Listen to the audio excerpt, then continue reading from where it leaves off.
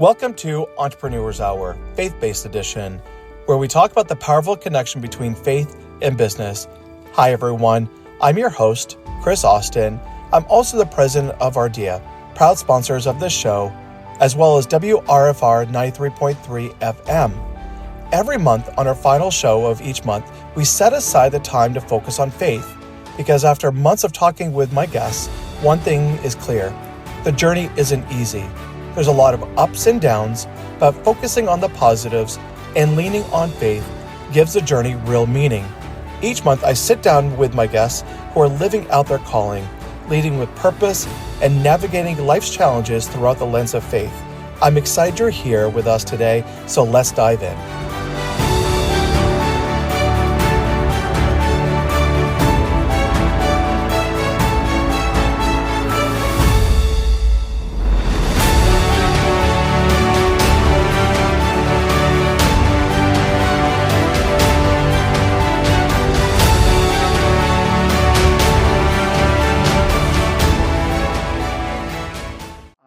I'll just say is that I got the pleasure of meeting this person just about a year ago, and who knew that our worlds would start to intertwine a lot. And I've got to know this person very well, and I'm excited to introduce Rachael Upstead, owner and designated broker at Lone Pine Real Estate Company.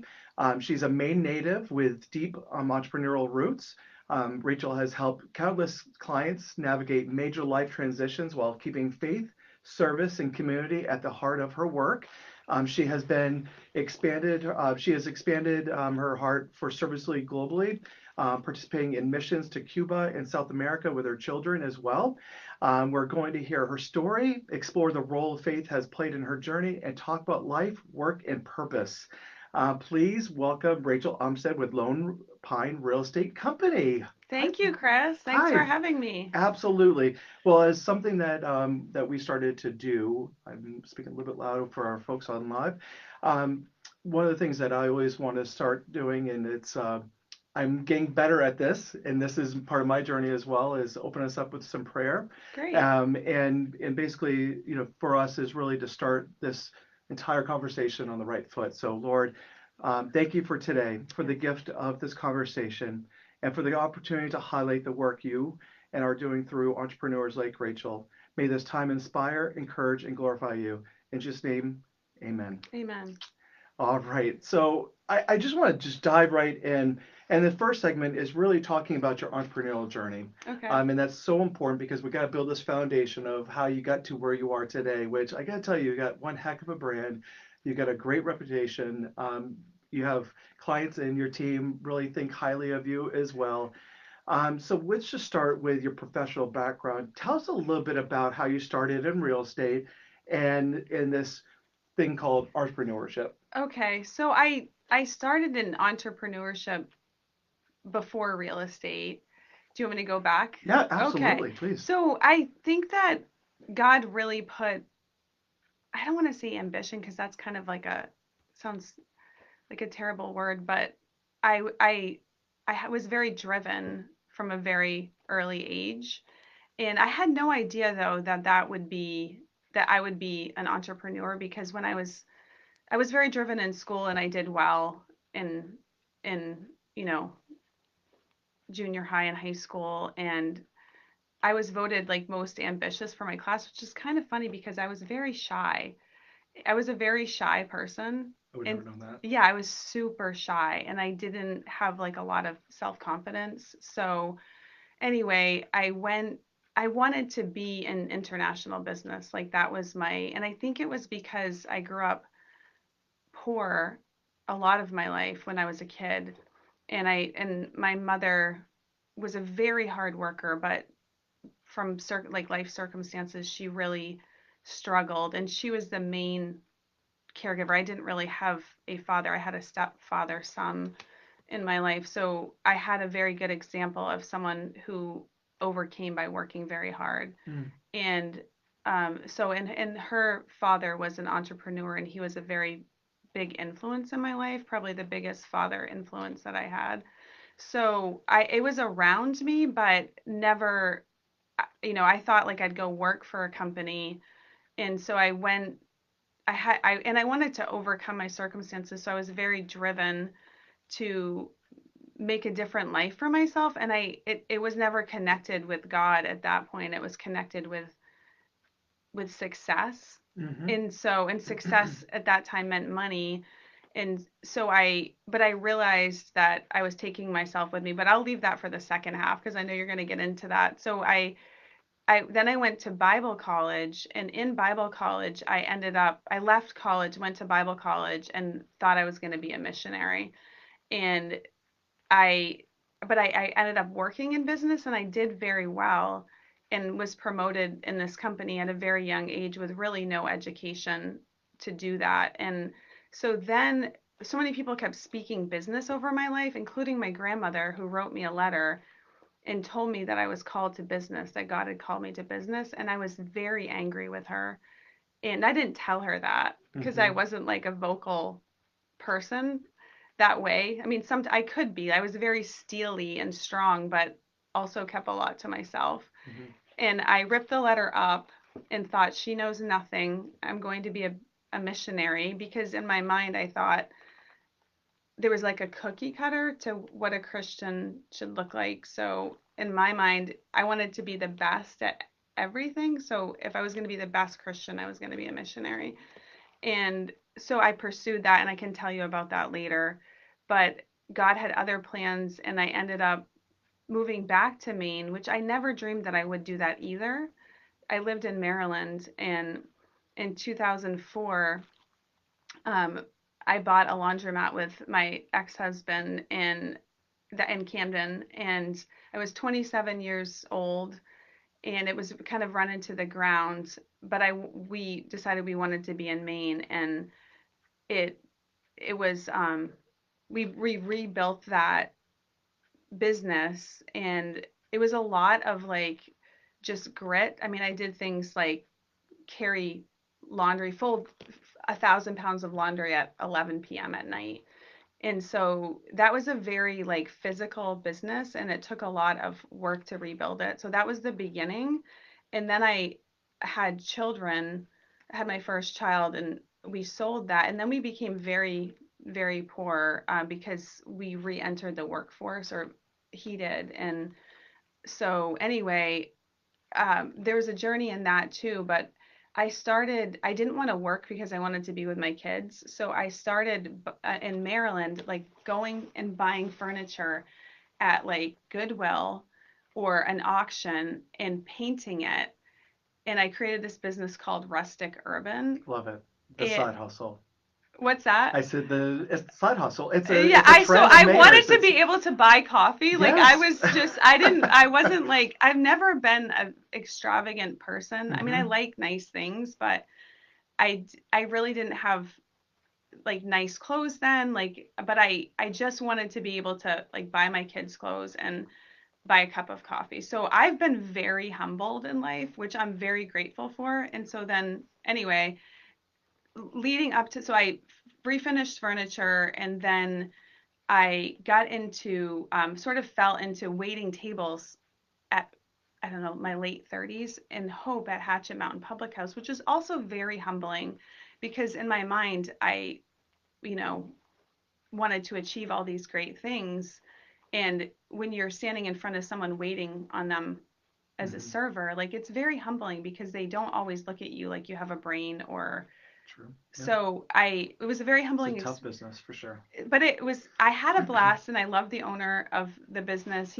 It was a very good experience for me. And in that, I'd always wanted to do real estate. So I'm in my late 30s, and I, you know, I was, this has a lot to do with God too, but I'll just give you this part. There are people who came in from a company that were they had their annual party at this business, and so the first year they had it, I was like the server for them.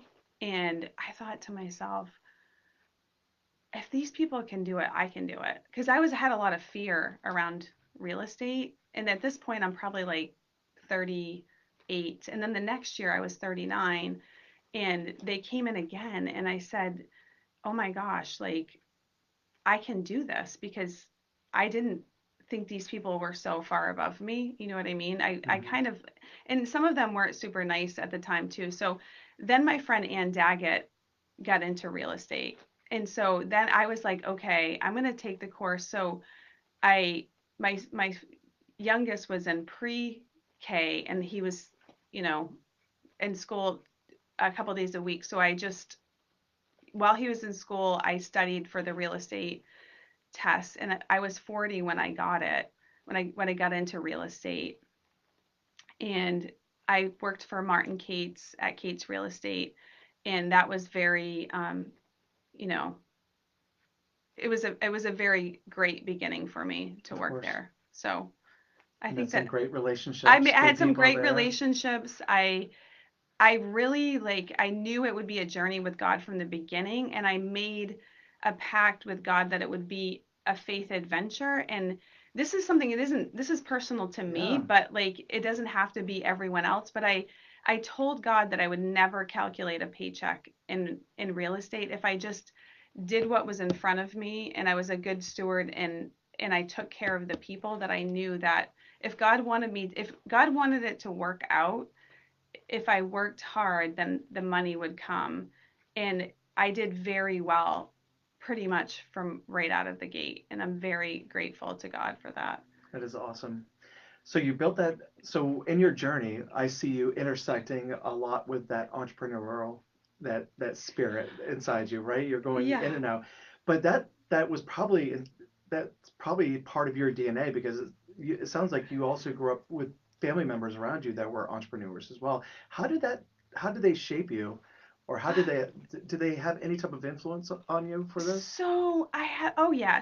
And also too, like, I want to say I tried so many things that I failed at, like, and sometimes embarrassingly so. So I don't, and I'm very grateful for that because it built character in me. Sure. And I did see, I have my grandfather, he tried many things too, and he failed at some, and he always was very much about hard work. Like we raked blueberries for him, and I did some really tough jobs as a kid and as an adult. So it wasn't like this pretty picture, this easy button ever. And it really wasn't for anyone in my family either. I was raised because my mother got married and divorced young. I was raised with an extended family.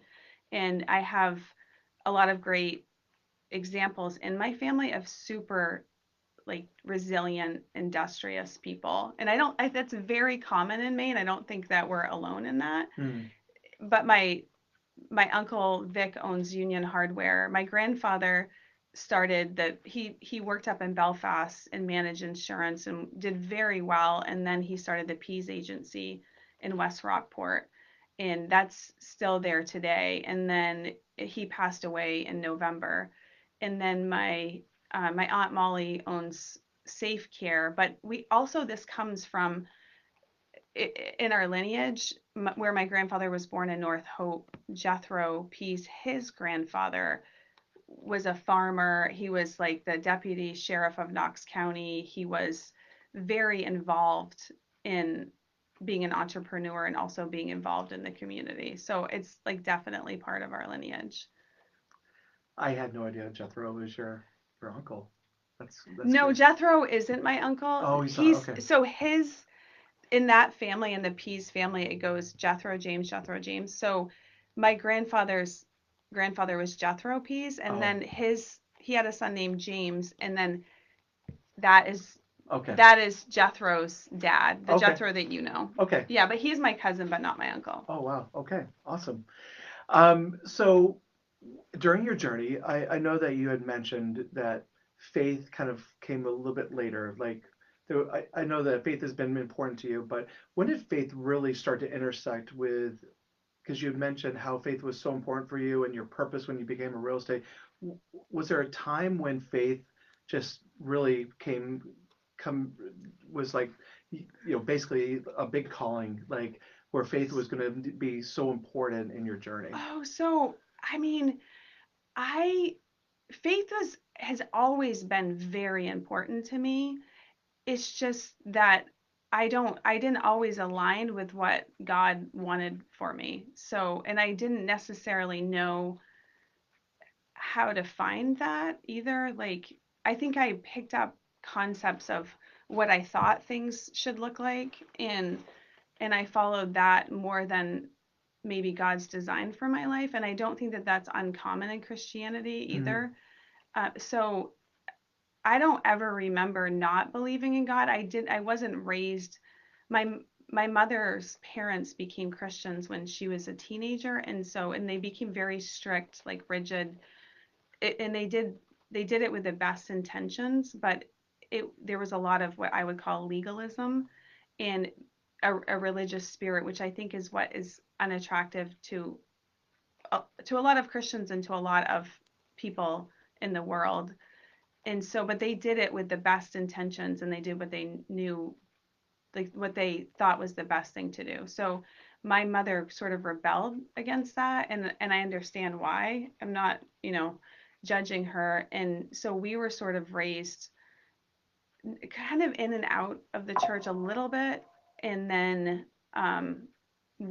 but God was always very important to me. I don't remember not believing in God. And then I went into college, and I think that I thought that what I knew of Christianity was very sort of miserable, and I wasn't attracted to it. Like, I didn't really know a lot of Christians that were happy and had joy, and that it wasn't like something that I wanted to follow. And I thought like I knew that, what exactly what I should do to become successful. So when I was really like in my late teens, I I was very humbled by God, and I realized that I was taking myself with me. I wanted to blame everything either on my parents, or I felt sorry for myself because I had been dealt, some difficult cards when I was a kid, and I just thought, I don't know, I felt sorry for myself.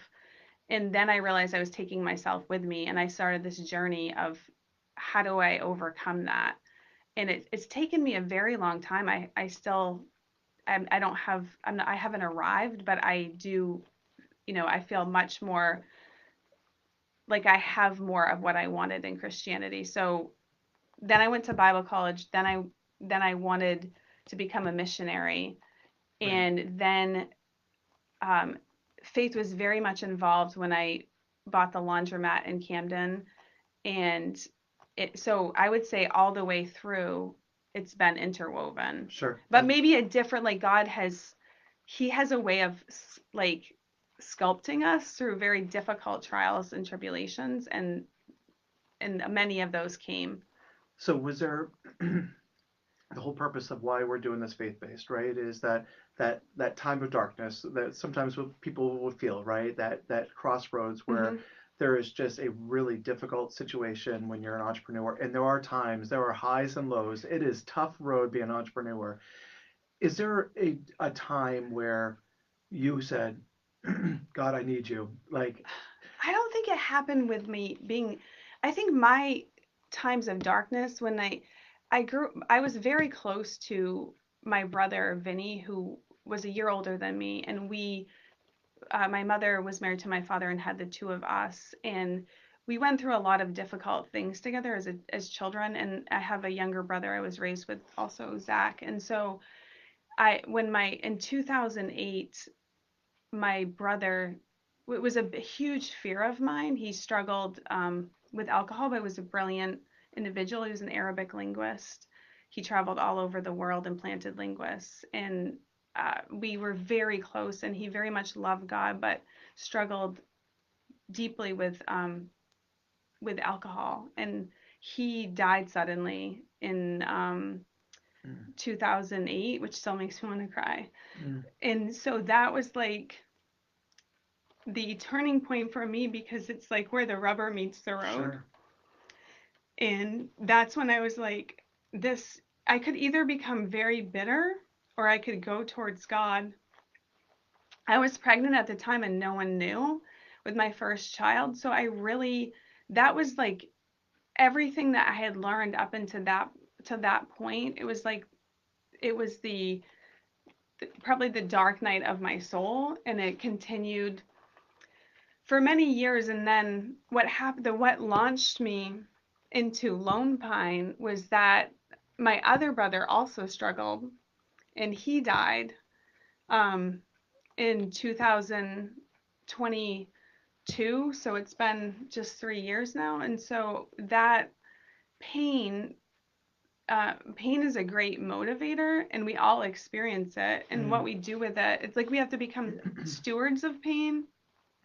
So those are points of my life. And because I had lost a brother before, and my mom, I had lost my stepfather in 2020. I had a lot of uh, very deep grief that, you know, that led me into Lone Pine. And I didn't, well, you don't fit into the same places that when you go through something like that, like you just don't fit into the same places the same way.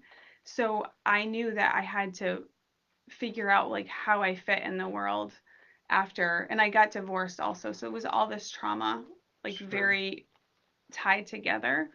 And so in 2022, I was like, I am going to launch a business. Like that was like I knew needed something, and I love my children to death. I have two children. Hmm. And so for me, like I didn't want to live, but they were my reason for living, Henry and Hudson. And I also wanted to show them more than anyone in the world, like that we can, with God, we can overcome. And I don't have to be a statistic, and neither do they.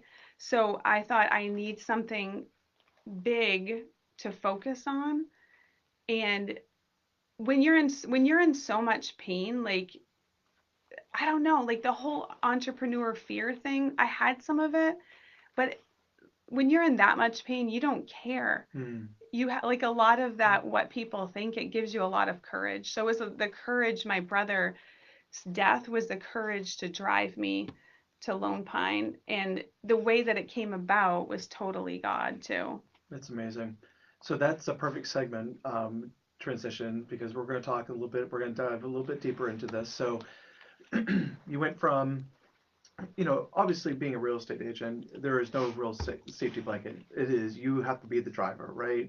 Yeah. And so, but you took the ultimate step to go out and, create your own company. And I love that story of where the brand came from, Lone Pine. So I know that story, but I'd love for our listeners and viewers to be able to. So where did the name come from? Okay, so this is how it happened. So this, I'm going through this trauma, and I'm trying to, you know, reach for things that like have a focus. So I'm like, okay, I want to start a real estate company. And in my real estate career, I wanted to, so my in 2 years you have to become an associate broker, and then you can choose in 2 years to become a broker. And I wanted to advance as fast as I could. And so I really did want to start a company, but I mean, that's like a scary thing, Absolutely. because it's also like, who am I to do that? You know what I mean? Like it was, there's a lot of fear around it, but this was, like I said, a good launching pad. So I wanted a name for the company, and I was driving around with Greg, who I'm dating, was dating at the time too. This was like, I don't know, maybe the spring of 2022. And we're driving around, and like, I need a name, I need a name. And I, like, nothing was sticking. And my son was being tutored. Both of my children go to Penn Bay Christian School, and I'd been praying for a name, and I'd given one of his teachers a T-shirt because he was tutoring my child, and I just wanted to be nice. So it's the Maine flag, the old Maine flag, and I didn't I didn't know it had a name or anything. And so he came to my car. I was picking them up after school, and he said, "Thank you for the Lone Pine T-shirt." And I thought to myself, that is the name. That's it. Uh, And so I didn't say a word, but it was like this, like, just it resonated with my spirit.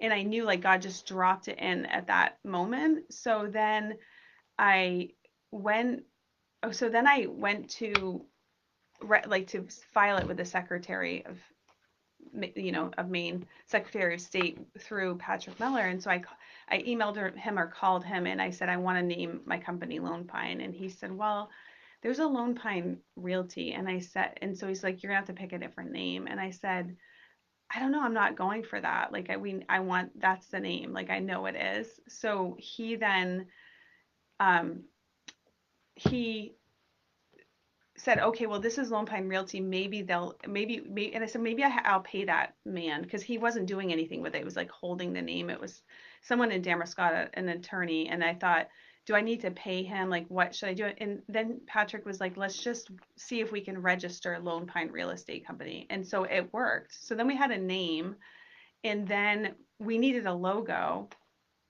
And Greg was like, oh, let's have Anna B. McCoy paint the logo. And she's a Wyeth and she's an amazing artist. She lives here locally and a client and friend of Greg's and a friend of mine.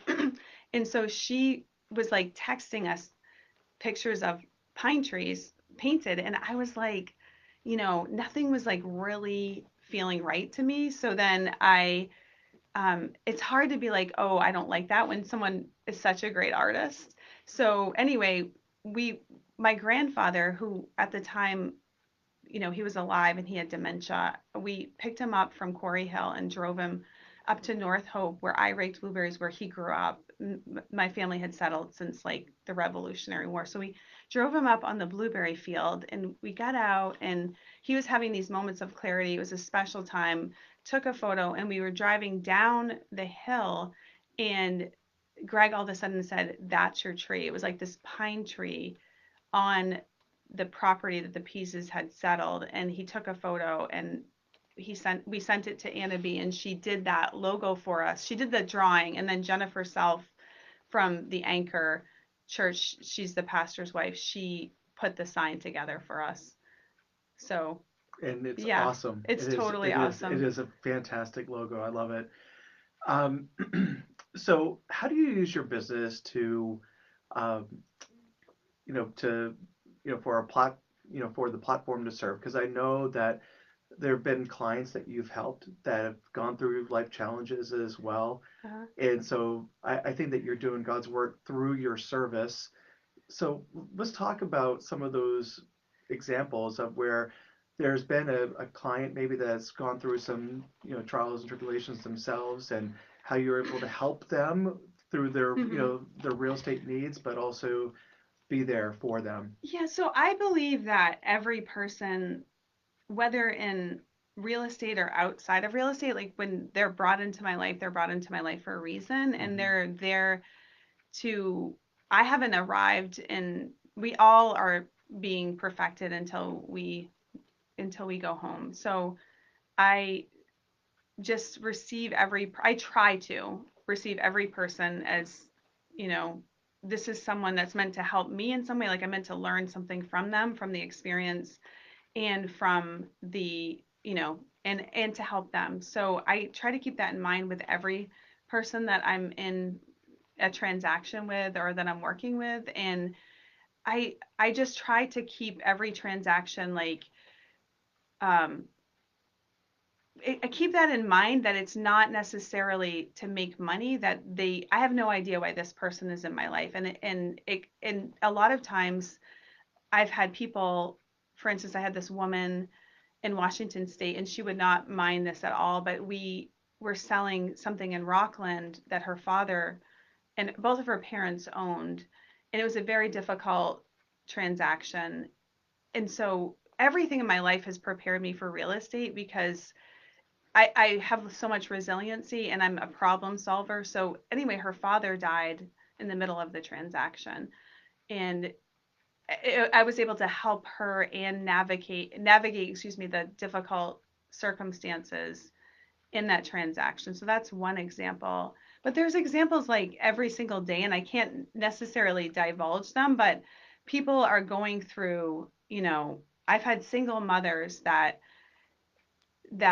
you know, are going through difficult things and they need to find a house and there's special loan programs that I've helped them with and I've had a single mom like go up and try to completely fix the house to get it ready for the sale and then have the sale not go through.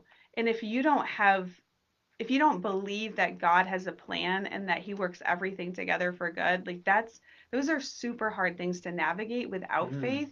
But I know like beyond a shadow of a doubt, just because of my own life, because my own things that I've been through, that things are going to work out. So I'm able to convey that with confidence to people, and I think that's very helpful. So those are examples, and then I'm trying to think of. but it just sounds like, real estate is a very emotional transaction. Oh Like yeah.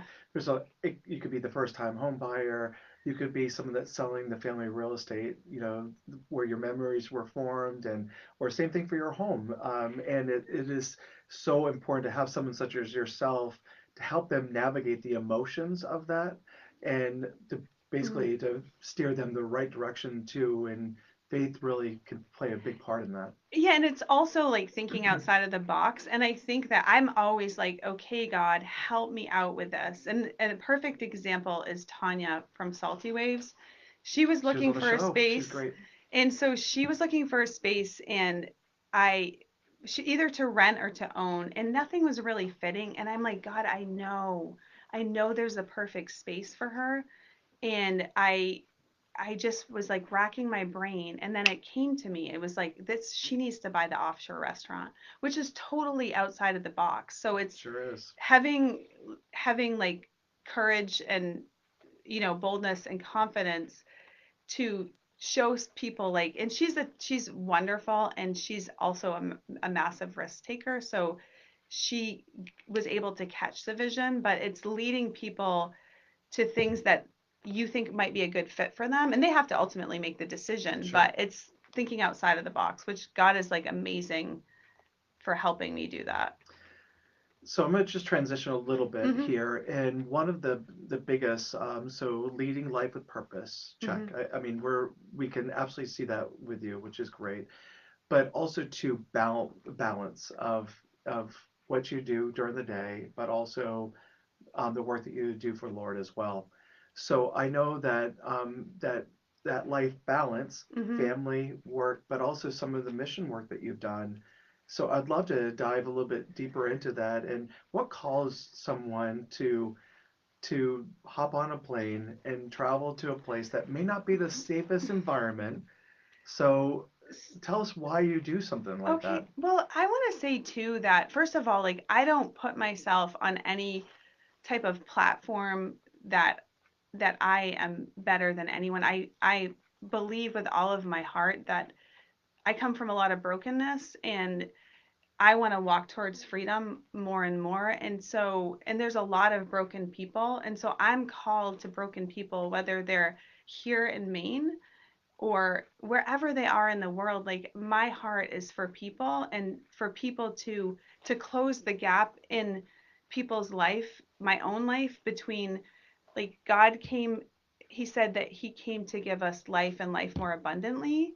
And so if my and it doesn't mean that everything will be perfect, but I want my experience here on earth to match my position, which is I'm seated in heavenly places. I'm co-heir with Christ. So I think of, like, I love Harriet Tubman, and she led people to freedom. Like, she walked to freedom herself, which is what we're called to do as Christians. And then she didn't stay there, and she didn't just relish in it. Like, she went back and risked her own life to help other people walk to freedom. And she's one of my favorite people in history. And she did it very handicapped too. Like, she was had severe head trauma and probably brain damage. She was very limited. And I think sometimes, like, our limitations, or maybe all the time, are a gift from God. And I have a lot of limitations because just of like my difficulties in life. But so I believe I'm called as a missionary here, and everything I do is, it's, I don't have to say, I'm not pushing things on people, but I want my life, it's been imperfect, of course, but I want my life to be a light to other people. And that's in my work, and that's in this community. I love people, but to go, I think to go on a foreign missions trip, which when I in 2000 in 2001 I went to Ukraine. That's where I thought I was going to live and where I did my practicum for Bible college. Hmm. And it was very good because I believe as Americans we're extremely blessed, um, like materialistically. There's other countries have other things too that we don't have. You know, God blesses every country in different ways. So I'm not saying that we're better, but I believe like I have an obligation because of how blessed I am as a person to steward that. And that's why I go, and my family's been going to Cuba forever, meeting my aunt Molly and my uncle Vic. So I traveled to Cuba just like a month ago. I was in Cuba, and it's to get me out of my comfort zone, and also like to be. I think I was more affected by the Cuban people than they were affected by me because they're amazing.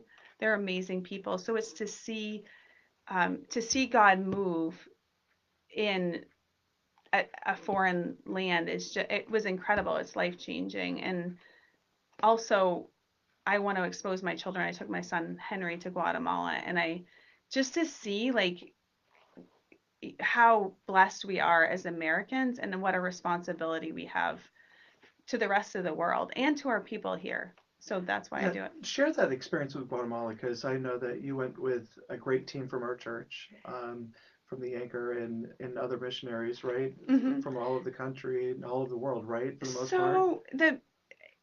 So the Guatemala experience, it was sort of like a pioneer trip, and it was people from the Anchor Church, and we went to be part of this ministry that's there in Guatemala. So they believe they in changing the country from the children up, and a lot of their children in Guatemala are underfed and undersheltered and underschooled, undereducated, meaning like they don't have those resources available to them. So this program that we went to be a part of, which we were just coming in to support them, it was great, is they go in to, it's a man from Guatemala City, Pastor David, I believe his name is, and he his I think his grandmother or his mother started this ministry. So they go into these villages that don't have running water. A lot of the kids' homes don't, they're dirt floors, they don't have food, or they maybe have a piece of bread. And it's very similar in Cuba too. So it's very similar. So they go in and they put in concrete floors, they build a school, they build a church, they build a place to hand out food. And so they feed these kids once a day for almost every day of the year, and they teach them Bible verses. And so the kids that consistently go are invited to go to a camp, and that's what we were a part of. We went to Okay. this camp and we helped. The kids are fed 3 meals a day, and they have the camp from like 8 in the morning until 10 o'clock at night. It was like we were going. These kids and these people in Guatemala, they are hard workers because we were going from early in the morning, and we came alongside them, loved the kids, and they said that having someone, they call us gringos, that isn't my word, but they were calling us gringos, and they said having a gringo come and be there and love a child makes such an impression on them, and that's what we did. That's awesome. Yeah, So you had so Henry was with you. my son Henry was Yeah. with me. Yeah. So Henry was with you. What do you think that made for an impact for his life, I'm experiencing that? well, I think when you're a teenager, you don't, I'm speaking for myself, like your parents give you experiences and you don't necessarily, it doesn't make a massive impact at the moment, but it's a seed that's sown. And that's what I believe in real estate too. Like you sow seeds and you may not reap at that moment, but you reap down the road or you reap in a different area. Sure. So my prayer is that, you know, I believe Henry is like, has an amazing call in his life and he has to make those choices. But I think that he just saw God in action and people, loving people in action, which is what God calls us to do, to love our neighbor, right? Like Hmm. that's to love God with all your heart and to love your neighbor as yourself. So I think he saw that in action. He was able to participate, and hopefully that that stays with him for the rest of his life. What does leading with purpose look like for you on a daily basis? Like, and how do you keep yourself grounded? Like, what are some of the actions that you do on a daily basis to be able to accomplish all these things that you're doing?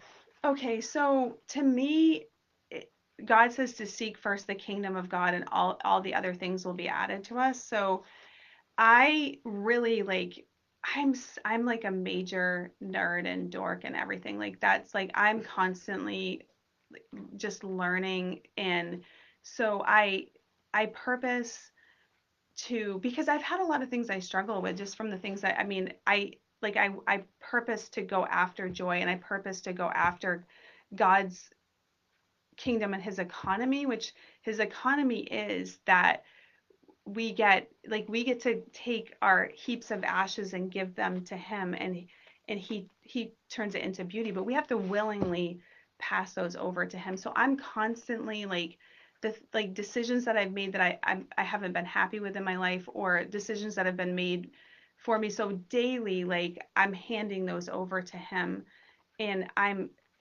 like riding on those promises that he gives beauty for ashes, that he gives a spirit of praise for a mantle of praise for a spirit of heaviness, and that he gives joy for mourning. So I'm like I am seeking after joy.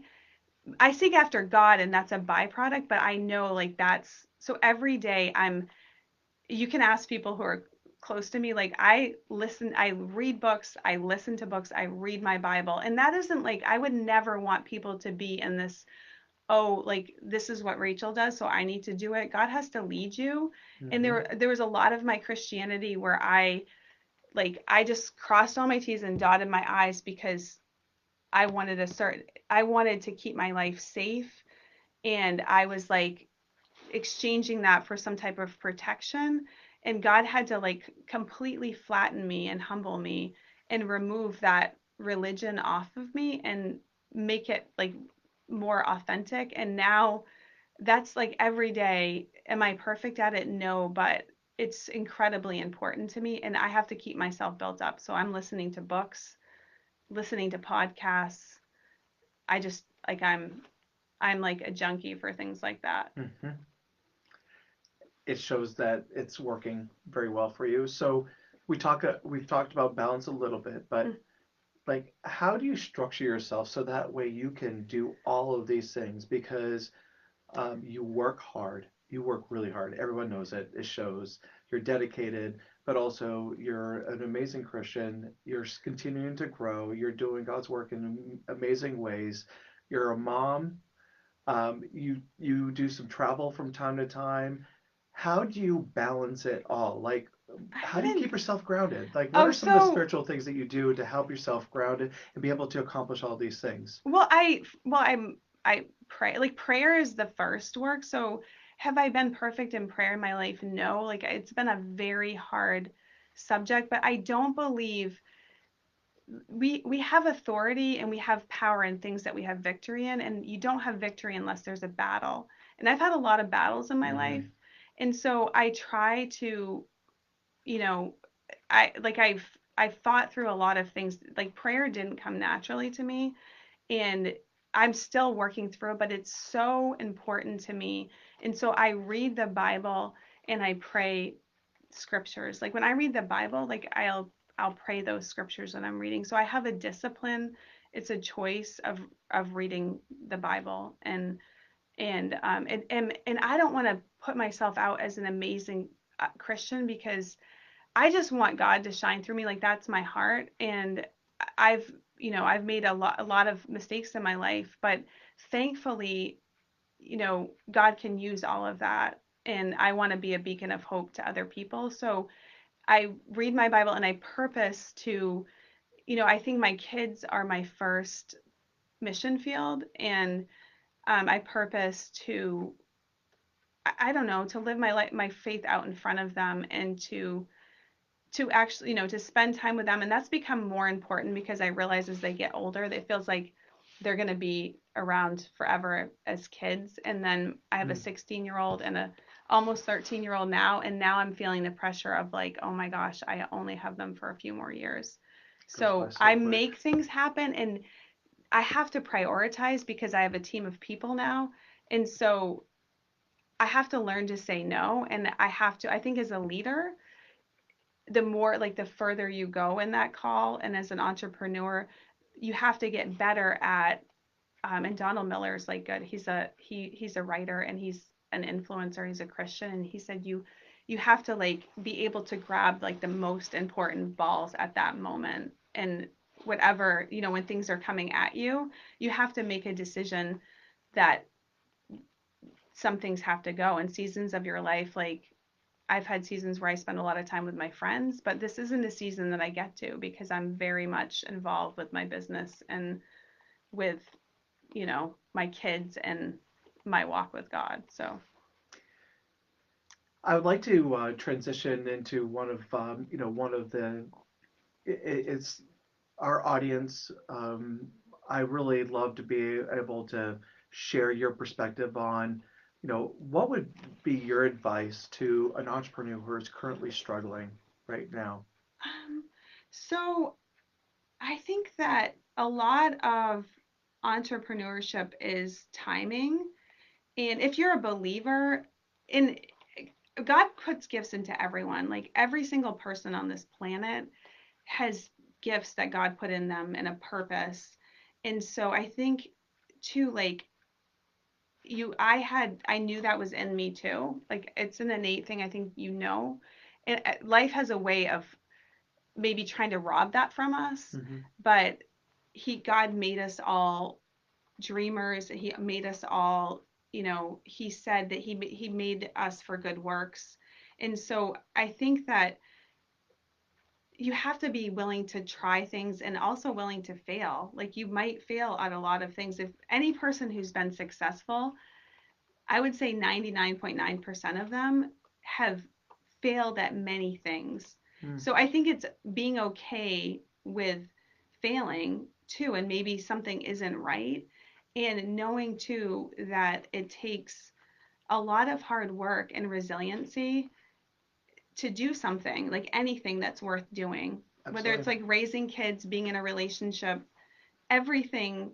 There's no easy button. I've never found one in life. So it's hard work, and sometimes God is more concerned with our character than us being successful, and we have to have our character match our success. So if our character isn't matching, I think he has a way of, for me anyway, maybe it doesn't happen to other people. Like I've been humbled several times, and that all built character in me to be in the place I am now. So one is just be long suffering and be patient and know that it's coming.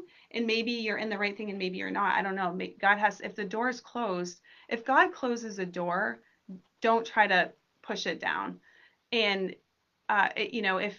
if he opens a door, then just be obedient and walk through it. So, And that's so hard sometimes, but that's where faith comes in, right? And right. yeah, because our human nature is like, oh, I'm just gonna keep doing it. I'm gonna keep pushing, And and sometimes it's like this is weak. If I give up, it's weakness. No, no, no, no, no. Obedience is very important. yeah, and it's obedience is important and for me anyway, my obedience may look different than other people Sure. because God calls me sometimes to be ridiculous. So I like in ways I feel like I'm ridiculous, but it's like he tells me to sow in a certain area, and sometimes like I don't want to do it or it's embarrassing. And that happened with my location where I am now because we were looking, I thought I was meant to be in West Rockport and it just wasn't working out. And I was coming out of this dark space of losing my brother and really like battling grief and depression and this dark cloud over me. And so I thought I was like, I became very isolated in a lot of ways. I didn't want to be out in the public. And so I thought like, oh, I'm more of this West Rockport person because that's where my grandfather started Mm. his business. And I started Lone Pine in my house where he lived for 60 years. I bought their house. So that's where I started it. And then he progressed from there with P's agency to West Rockport. So I thought like I need Sure. to follow his footsteps. But then I was coming out of it in not last fall, but the fall before. I was coming out of this dark cloud and looking in Camden and praying and I just knew I knew I was supposed to be there, but there was nothing opening up that made sense. And so I wrote letters to every business owner in Camden and mailed them. And I felt ridiculous and said, you know, are you interested in selling your business? Are you going to be giving up your lease soon? And so I didn't hear anything for a week. And I thought, okay, God, like I felt like you told me to do that, but and it's ridiculous and it's kind of embarrassing. And but then I fasted and prayed on a Friday. I said, I'm not like I need to know if I'm going down the right road. And then within an hour I get an email, and I hadn't written a letter to this particular building, and it was the owner of the building who told me that someone I'd never met at the first bank told him I was looking for a space. And he said, I have a space on the second floor. And I said, I was just thrilled that God answered my prayer. So I didn't even care where his space was. But I did say, oh, thank you so much. But I don't want the second floor. I want first floor high visibility. And I had stood in front of that very space and said this would be a perfect real estate office like months, like maybe 2 months That's crazy. before. Yeah. And Amazing. he said, as a matter of fact, I have a space.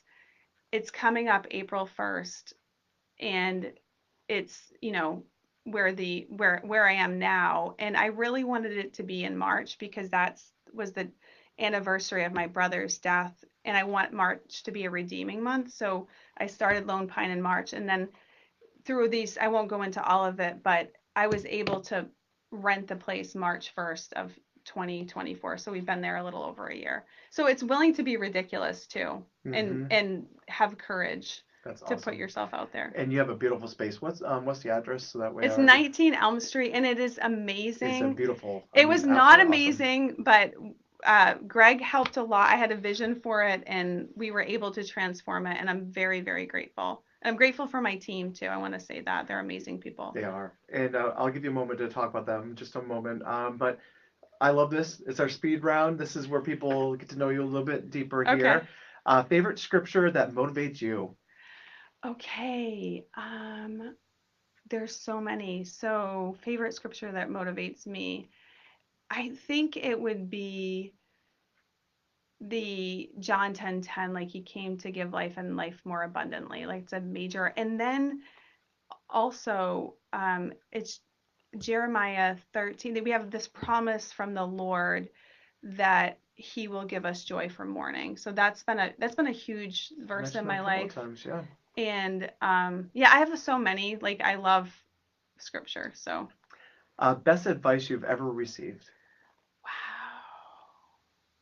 Well, the best advice I've ever received is from the Bible. It's just it's like it's what gives me life and directs my path. So Awesome. Favorite place to relax in Maine? I would say I'm not a good relaxer.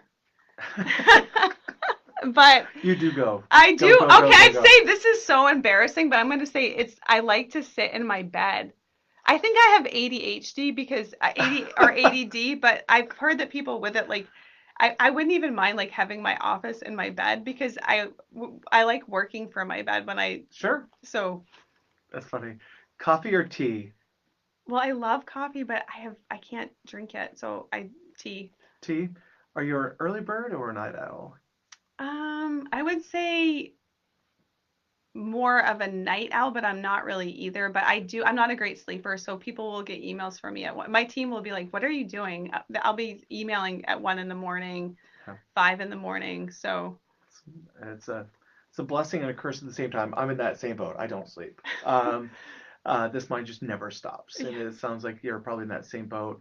One word to describe your faith journey thus far.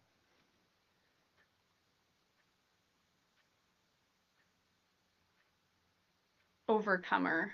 Okay.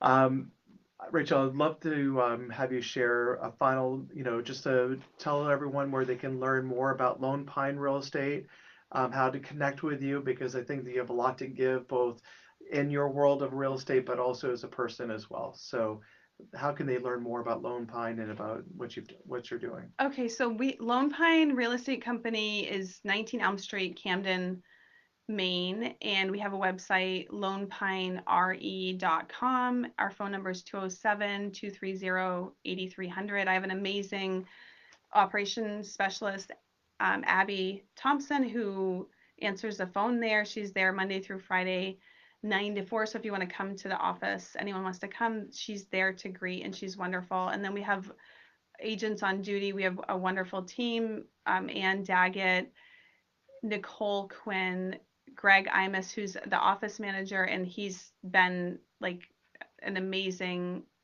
partner through all of this journey. And then Kristen Budlong, we have Yarmila, who's in Czech Republic right now, and Beverly Doherty, who's there a lot.